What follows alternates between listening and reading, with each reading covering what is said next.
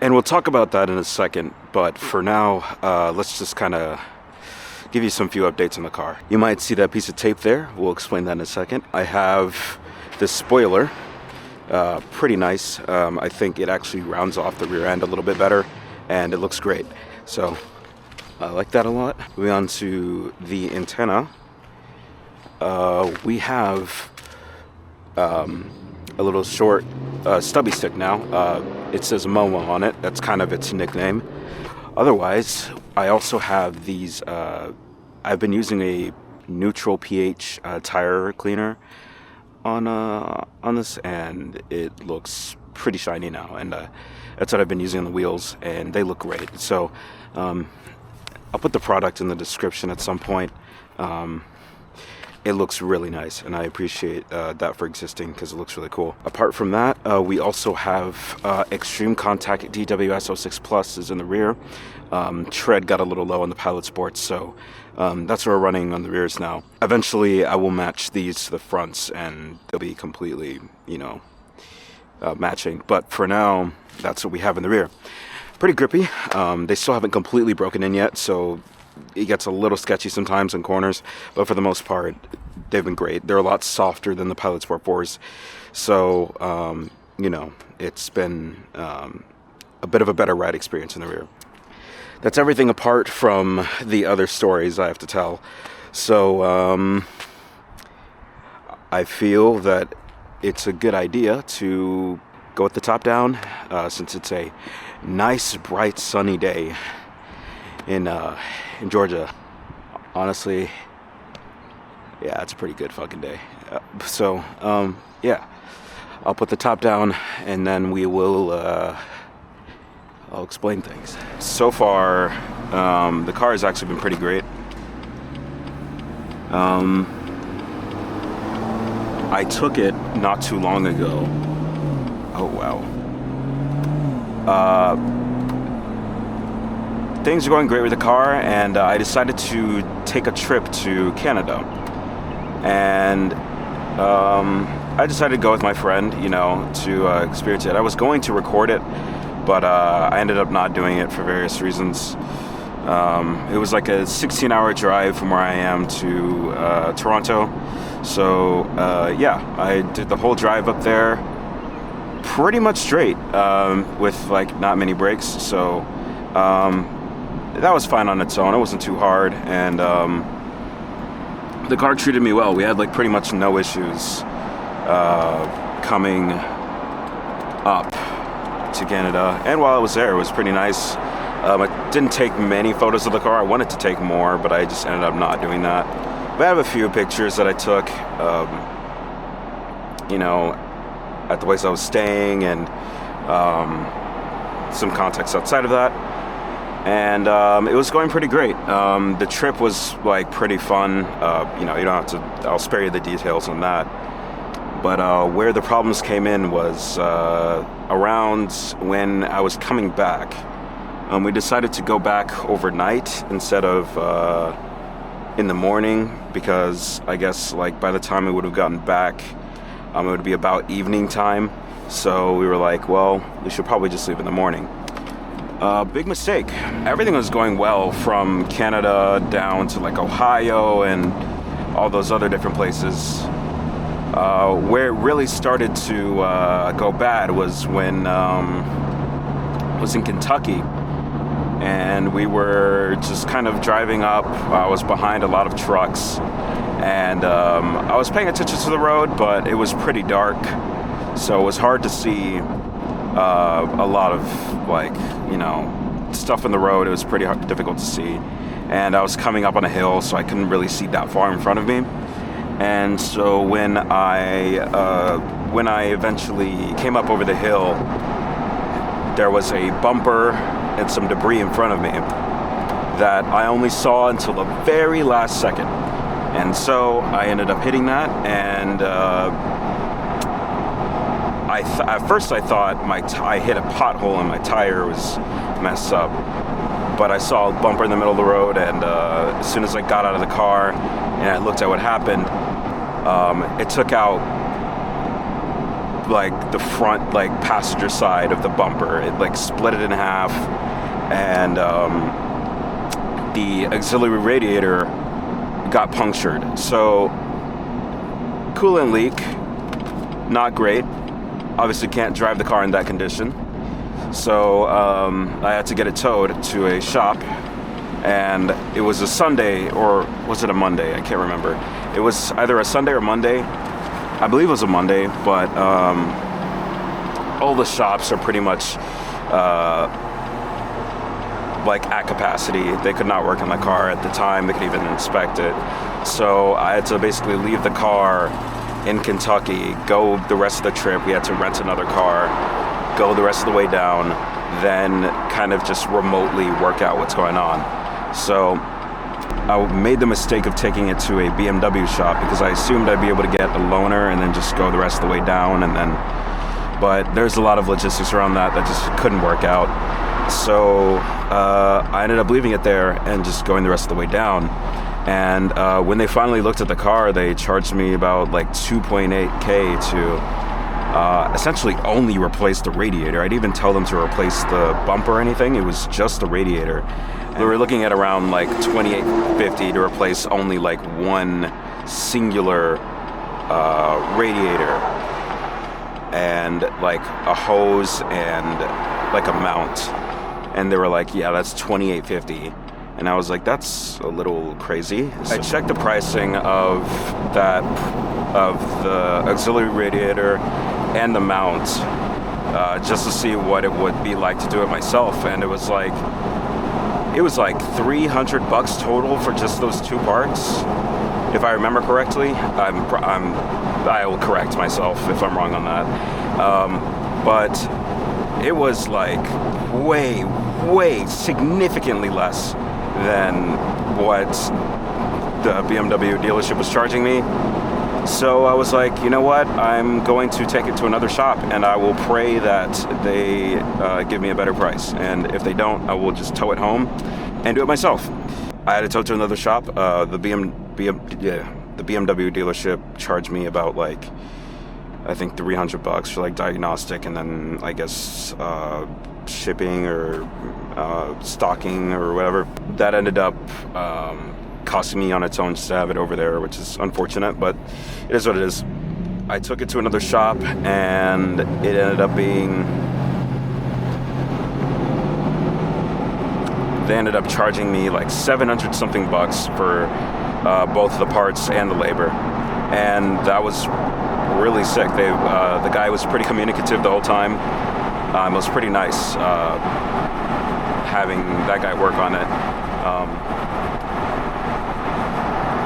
I was pretty lucky to get off with what I did, because it was really just only the radiator, and that's about it. No hoses or anything were damaged. It was just the radiator was punctured from the force of being pushed onto so hard. I guess whatever I hit that part of the bumper so hard, it just caused the radiator to puncture. So yeah, that ended up being what that was, and I got that repaired. I had to go back to Kentucky to retrieve it. So I got a rental car with my friend, drove all the way up, grabbed the car. The guy at the shop did some work to kind of try to mend it a little bit together, but I ended up getting some tape, some red tape, and just kind of putting that away for now. So yeah, now there's red tape on the front covering that crack. Since I've had to replace the tape on occasion because of the rain that's been hitting us down here, it looks a little rough now. I'm going to replace it. I was actually looking at replacing it with an M2 bumper, an M2 style bumper, but they're on back order right now, so I really do have to just wait for that to come. So I have to rock with the red tape for a bit. It seems like most people that look at the car don't really notice it until I point it out, but which is good. But that is there. It's a little blemish on the bumper for now. So yeah, we'll have to kind of just rock with that for a bit. and see how it goes. So yeah, I'm planning on replacing the bumper. I'll grab a unpainted one and match it. Potentially PPF it as well. But we'll see. Haven't made a decision yet.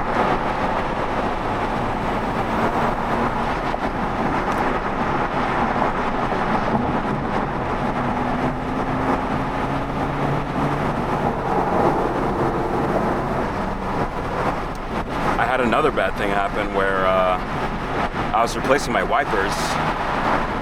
The wipers are great right now, by the way. You know, they work really well. But my wipers are a little aged. I don't think they've ever been replaced from stock. So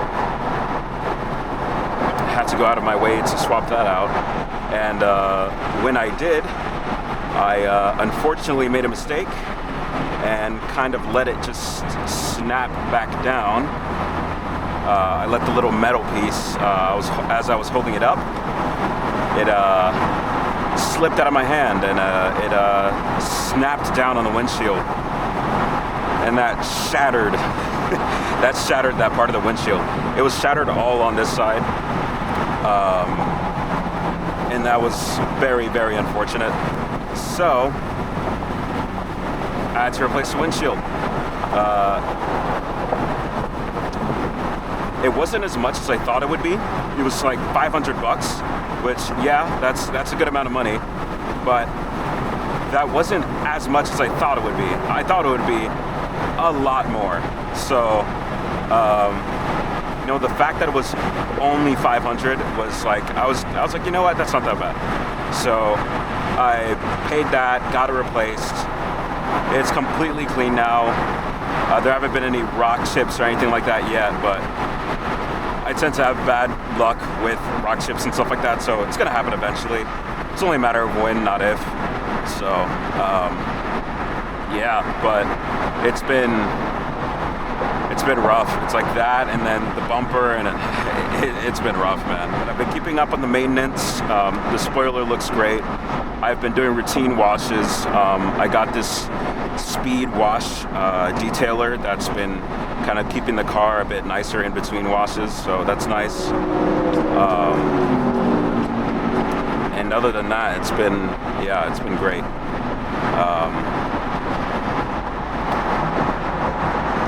It's been raining a lot down here, so the top-down drives have not been too frequent, but I got a moment of peace here, so I've taken that opportunity to record at least one video, just because it's been so long since I've had the ability to do that. I've got a new job and all kinds of stuff, so it's been, I've been busy. I'm driving significantly less miles per day now, which is great. I'm not putting as much strain as I was putting on the car before, but I still take it out on weekend drives and stuff like that, so, you know, it's not entirely spared from my right foot, but, you know. Yeah, I haven't had a chance to take this thing on any back roads yet, like, ever since that first video. I've been really busy, man. It's tough to, with a corporate job and all that, getting out to do, you know, stuff on your own. But I managed to get that one trip in, and it was pretty fun. I really wish I got more footage while I was up there. Canada was great, and I had some really crazy spots, some crazy car spots. I saw a Z4M Coupe while I was up there, along with Integra Type S. You know, that doesn't sound crazy, but there's like none of those down here. I've only seen one, so it was kind of cool to see one up there as well. Not a lot of BMWs up there though, except for that one Z4M Coupe I saw. Not a lot of M240i's or M340i's or M cars in general. I did not see that many. It was mostly Audis and a lot of hatchbacks, you know, a lot of Golfs. I think I remember seeing an Ioniq 5N when I was up there, which is cool. It's had some pretty cool spots, had some pretty cool, some pretty nice roads up there, and there was some pretty nice scenery on the way up as well. The land was completely flat on the way to Toronto, but once I actually got there was some pretty nice scenery, and I really wish you got more photos. That is my mistake. Next time I go on a trip, you will be seeing photos of this car there, but in the meantime, we will just be chilling here in the south. I may go up to Blue Ridge at some point. It's since it is summertime, it might be worth going up there just to experience it. But otherwise, not too much new going on with the car, other than those few blemishes. I'm planning on getting the intake pretty soon, and there will be a video on that when I get it. Once I get that intake, I'll make sure everything is good on maintenance, especially with the transmission service. I have to do that really soon. So once I get the transmission service done, I will be getting a stage 1 tune. Hopefully I can reach the 400 horsepower mark. It's really, really, really optimistic, but if I can get to 400 horsepower, that would be great. And then I can take power completely out of the equation. I could move on to just making sure suspension is great, getting anti-roll bars and all that. Just to stiffen things up a little bit more. Maybe lower it a little bit, not too much. I don't like making the car look like ricey or anything like that, but just lower it a little bit and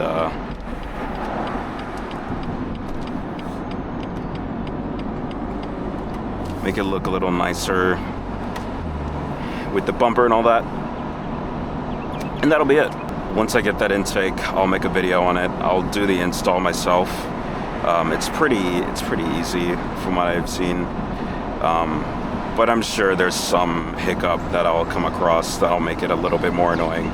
But like I said, I'll document it for other people to see, and hopefully other people get an idea of how it goes as well. There's not that many videos or documentation on this car in particular. The F23 does not have that many videos on it. There's some based in the UK, and there's like some reviews on like, oh, the car is great, it's a convertible that doesn't have that much space in the back, but it's a great car, it's BMW's tuning, it's balanced and whatever, which is great and all. I will not be I appreciate that there are reviews on this car out there, but there's not much documentation on things like the smart top module and other things like that. So I'll try to document as much as I can, just for other people out there that are looking to work on this car as well. That's about all I have to say on the car now. I'll probably cruise around a little bit before it rains. I appreciate you guys for watching, and I'll see you in the next video. Peace out.